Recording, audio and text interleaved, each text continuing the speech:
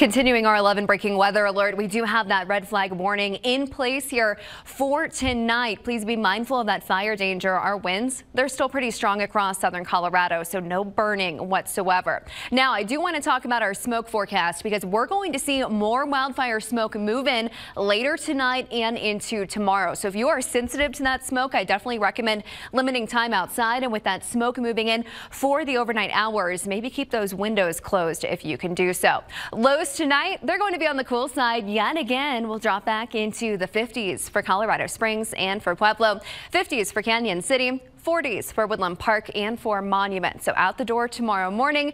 Definitely grab that jacket, keep it handy, but you won't need it by the afternoon. Similar to what it's been like here over the last several days. Our highs for our Friday will reach the 80s for Colorado Springs and for Pueblo, 90s for much of the eastern plains. So we're still feeling warm across southern Colorado. We're dry tomorrow as well. We're also going to face some wind, so fire danger will be a concern yet again for tomorrow. No burning whatsoever again on Friday. But here's a look at this weekend. We cool things down a bit over the weekend. For Saturday, we'll reach the low 80s for Colorado Springs, mid 80s on Sunday. Some of us could see a few showers and storms on Sunday, mainly for areas west of I-25. So for Woodland Park and for Canyon City, that's where we're going to see that chance for a few showers and storms. For the rest of us, though, it's looking like we're going to be dry over the weekend. So all around, things are looking good. If you do have any outdoor plans, we're also not going to face as much wind over the weekend. But for Friday, we'll see that wildfire smoke